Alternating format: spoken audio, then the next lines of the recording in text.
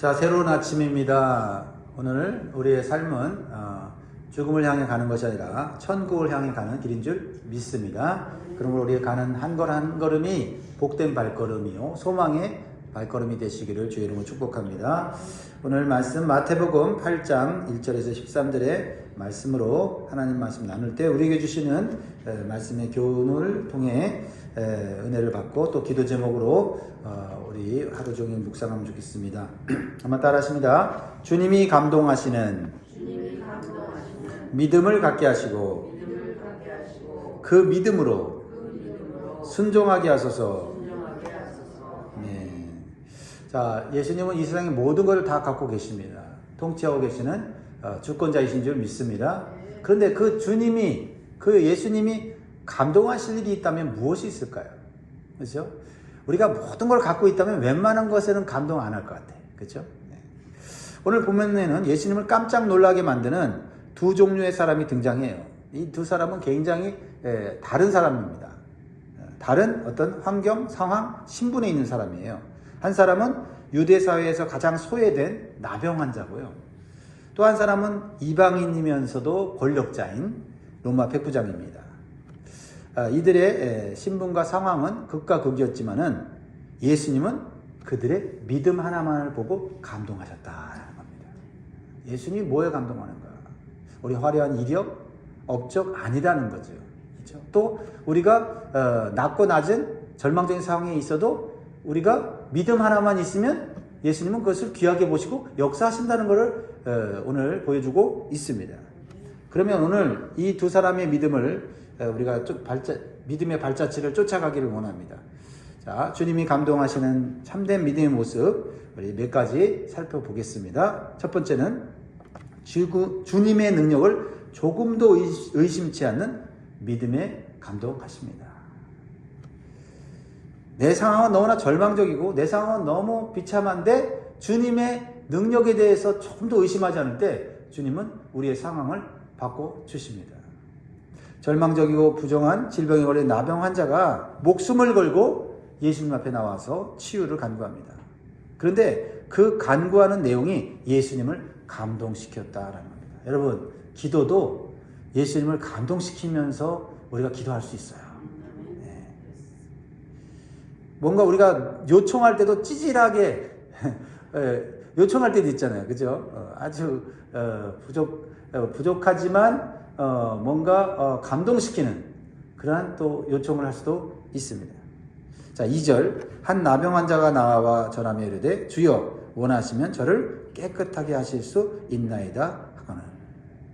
참 간구를 해도 이렇게 참 주님의 마음을 감동시키면서 막 고쳐주고 싶고 막 해결해주고 싶은 마음이 들게 간구하는 사람들이 있다 이 말이죠. 당시 나병은요 하나님의 저주로 여겨져서요 공동체에서 격리되었습니다. 그러니까 단순한 질병이 아니에요. 단순한 절망적인 질병이 아니라 이것은 종교적으로 신앙적으로 부정하다. 하나님을 벌받았다라고 하는 그런 영적으로도 상당히 비참한 상태거든요. 그래서 이 나병 환자가 예수님께 마을에 나타난다는 것은 목숨을 거는 거예요. 이판사판이 아닙니다. 근데 이 사람은 예수님 만나면 예수님은 분명히 내 병을 고칠 수 있는 내 이 부정한 삶을 깨끗하게 하실 수 있는 하나님의 아들이신 것, 메시아인 것을 믿은 거죠. 그러니까 목숨을 걸고 예수님 앞에 나왔다는 것은 예수님께 자신의 생명이 달려있다고 믿은 겁니다. 아무리 절망적인 상황이 있어도 내 상황은 주님께 달려있어. 그러면 소망이 있는 줄 믿습니다. 근데 이 나병 환자는 예수님께 나와서 무작정 고쳐달라고 하지 않았어요.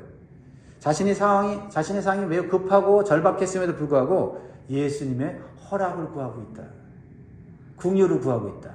참 품이 있는 믿음이다. 그렇죠? 예수님의 능력에 대해서는 의심이 전혀 없는 모습이죠. 그래서 그는 저를 고쳐주실 수 있습니까? 이렇게 묻지 않았어요. 이미 고쳐줄 만한 능력은 있는 것을 확신했어요.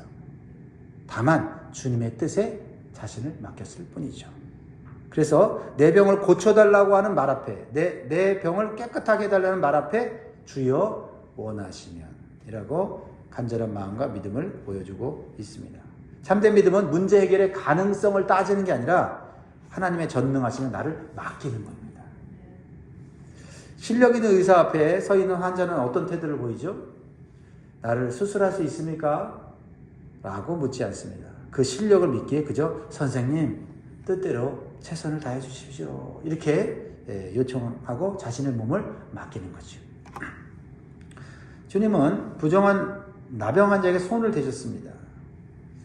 이것은 단순히 질병을 고치시려고 하는 행위라고만 볼 수가 없고 그 나병 환자의 그 죄를 예수님이 자신이 담당하시고 그 죄를 깨끗하게 하신다고 하는 그러한 구원의 은총을 베푸시는 것입니다. 그렇습니다. 여러분 우리가 오늘도 기도할 때 어떻게 기도할까요? 주님 될까요? 라고 묻기보다는 주님 하실 수 있습니다. 주님 원하시면 해 주십시오. 겸손하게 기도하시기 바랍니다. 회사에서 감당하기 힘든 프로젝트가 내 앞에 있다면 내 한계를 묵상하면서 주님 나는 할 수 없는데 주님께서는 하실 수 있습니다. 원하시면 저에게 지혜를 주십시오.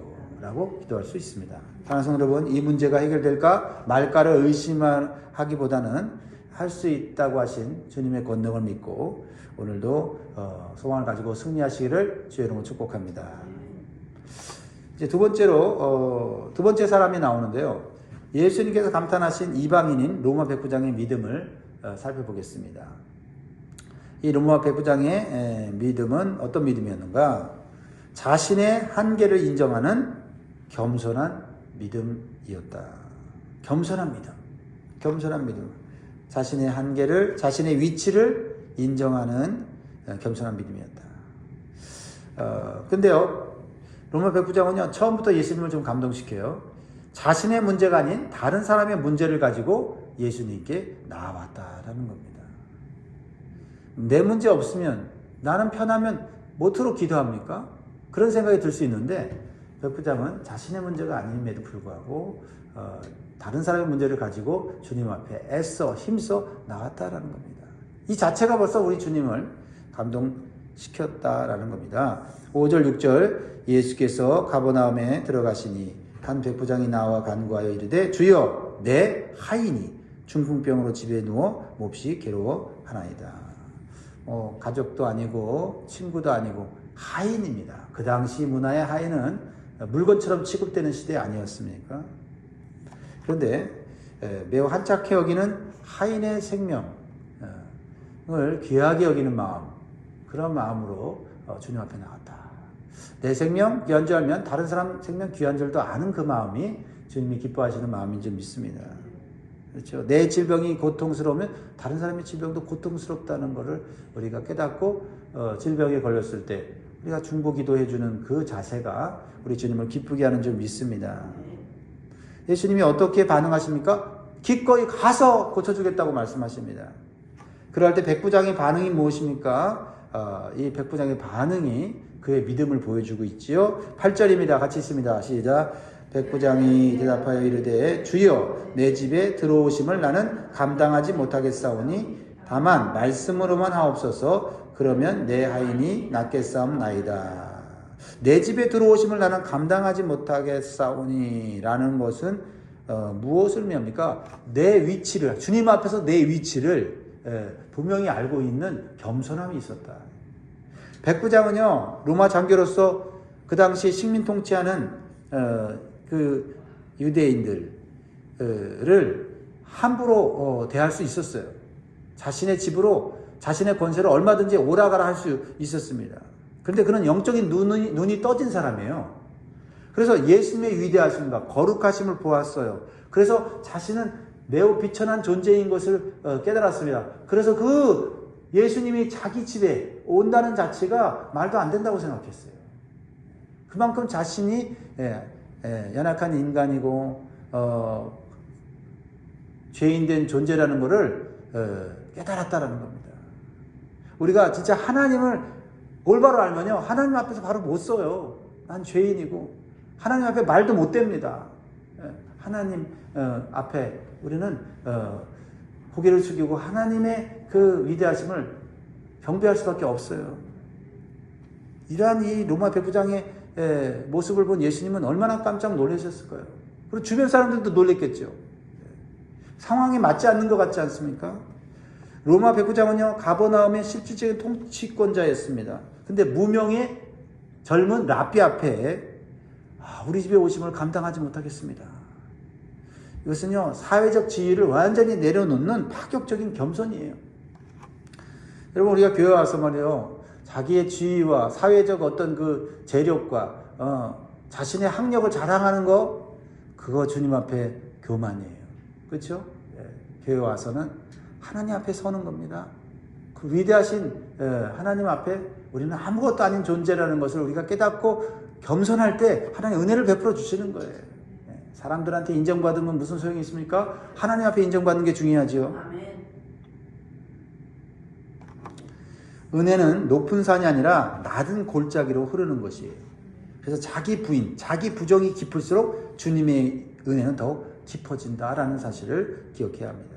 그릇이 비워져야 새물을 담을 수 있듯이 내 의와 내 자랑이 비워진 마음의 그릇에만 하나님의 은혜가 충만하게 부어지는 줄 믿습니다. 오늘 우리는 어떻게 생각해야 합니까? 우리는 하나님 앞에서 아무것도 아닌 존재다 라는 인식을 가지고 하나님만이 위대하신 주권자요 통치자이십니다 라는 고백을 하게 될 때 하나님의 은혜와 긍휼이 우리 가운데 임하게 될 줄 믿습니다. 가족들 앞에서 우리가 가장으로서 부모로서 권위를 앞세우기보다는 주님 앞에 한 죄인임을 고백하면서 먼저 섬김의 자리로 들어가는 적용을 할 수 있기를 바랍니다. 사랑하는 성도 여러분, 스스로를 낮추는 백부장의 심령을 가진 여러분들에게 하나님 나라의 가장 귀한 보화가 채워지기를 주의 이름으로 축복합니다.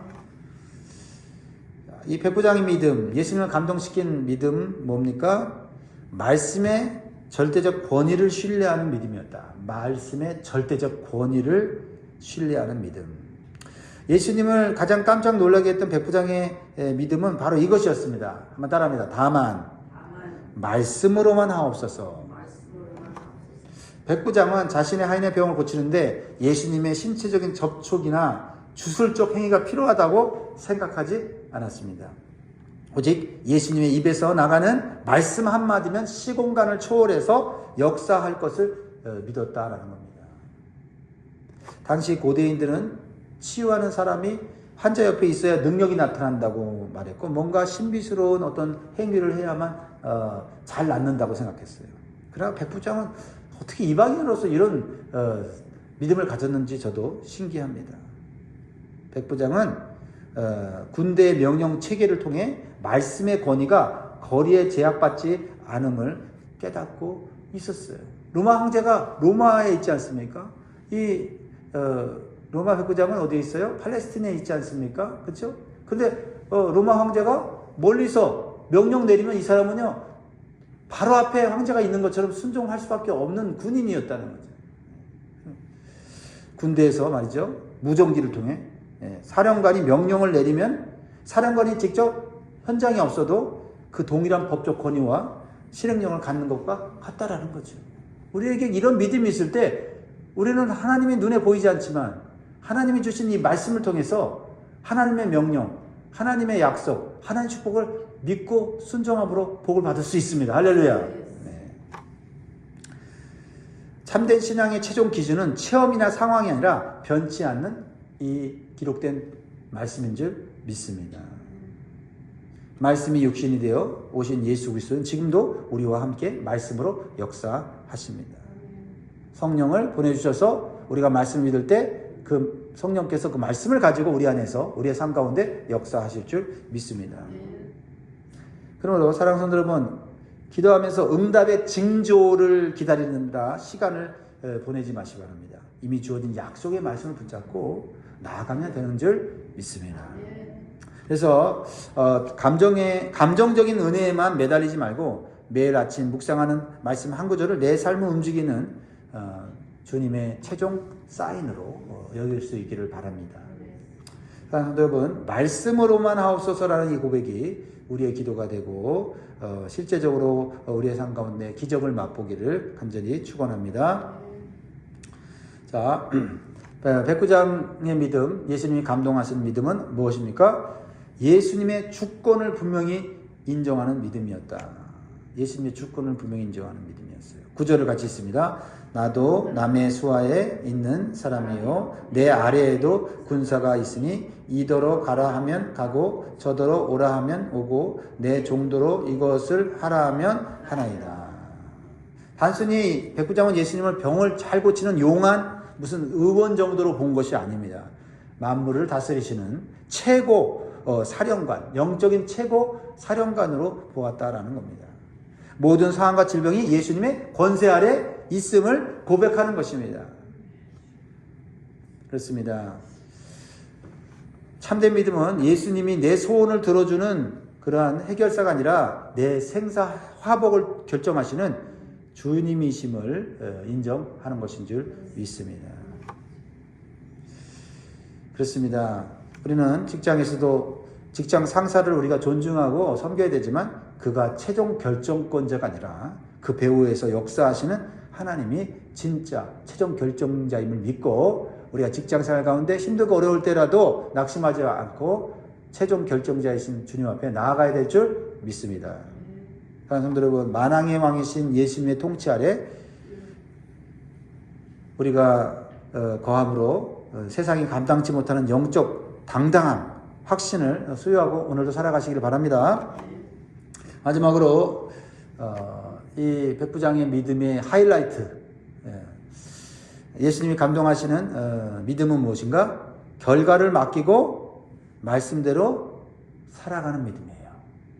결과를 맡기고 말씀대로 순종하는 믿음입니다. 13절 마지막 절 같이 읽습니다. 시작. 예수께서 백부장에게 이르시되 가라 내 믿음대로 될지어다 하시니 그 즉시 하인이 나으니라. 자, 예수님의 말씀이 떨어지자마자 백부장은 더 이상 묻거나 확인하려 하지 않고 집으로 그냥 향했습니다. 그러니까 믿음은 아멘이라는 고백에서 끝나지 않고 그 말씀대로 발걸음을 옮기는 거예요. 하인이 아직 안 났습니다. 근데 예수님께서 내 믿음대로 될지어다 하고 가라고 했어요. 뭔가 좀 허전하지 않습니까? 뭔가 좀 확답을 받고 뭔가 증거를 받고 가면 좋겠는데 올 때나 갈 때나 똑같은 상황 아닙니까? 똑같이 병들어 있는 하인, 그리고 예수님께 간구했는데 예수님이 감동하셔서 가라, 네가 믿은 대로 됐다 라고 말씀하셨는데 이 백부장은 어떻게 해요? 묻지도 않고 확인하지도 않고 주님이 말씀하셨으니 나는 그냥 가서 내 할 일 하면 되는구나 하고 갔다라는 거예요. 보통 사람 같으면 집으로 가는 동안에 불안했을 수 있어요. 야, 이거 예수님 오신다고 했을 때 같이 가져갈 걸, 이런 생각이 들 수 있는데 백부장은 그러지 않았다는 거예요. 진짜 믿음은 결과를 보지 않고도 주님의 말씀을 따라가는 모험이다 라는 것을 보여주고 있습니다. 아무리 튼튼한 다리라도 그 위를 직접 걸어가지 않는다면 건너편에 이를 수가 없죠. 말씀의 약속을 믿는 순종은 약속의 땅을 내 소유로 만드는 유일한 통로예요. 할렐루야. 아브라함이 하나님 주신 약속만을 믿고 갈 바를 알지 못하고 가나안 땅으로 나아갔듯이 우리도 주님께서 십자가를 통해서 이루신 구원과 영생의 소망을 믿고 이 세상의 넓은 문이 아니라 복음의 좁은 문을 향하여 한 걸음 한 걸음 순종하며 걸어갈 때 우리는 천국의 문에 도달할 줄 믿습니다. 우리가 천국은 아직 가지 않았지만 예수님 말씀을 생명으로 알고 그 말씀을 통해 구원받고 영생을 얻는다 믿으면 어떻게 해요? 우리는 믿고 가는 거예요. 이 세상을 넓은 길이 아니라 좁은 길로 가는 겁니다. 이게 주님이 기뻐하시는 믿음, 역사하시는 믿음, 축복하시는 믿음이다. 질문을 한번 해보면 좋겠습니다. 주님은 이미 가라고 말씀하셨는데 혹시 여러분은 여전히 증거를 보여달라고 하면서 그 자리에 주저앉아 있을 때는 없는가라는 겁니다. 오늘 말씀을 통해서 주님께서 누군가를 섬기라 라는 말씀을 주셨다면 내 상황을 계산하지 말고 몸으로 섬기는 것이 바로 주님이 감동하시고 역사하시는 믿음인 줄 믿습니다. 오늘 주님이 가라, 누구에게 가라고 말씀하십니까? 그 말씀에 순종하기를 바랍니다. 사랑하는 성도 여러분, 오늘 우리는 기억해야 합니다. 주님은 우리의 형편이 아니라 나병 환자와 백부장처럼 말씀을 전적으로 신뢰하는 믿음을 보신다라는 겁니다. 다른 거 달라고 하지 말고 주님 감동시킬 수 있는 믿음을 주시옵소서. 기도하면서 오늘도 승리하시기를 주의 이름으로 축원드립니다. 기도하겠습니다.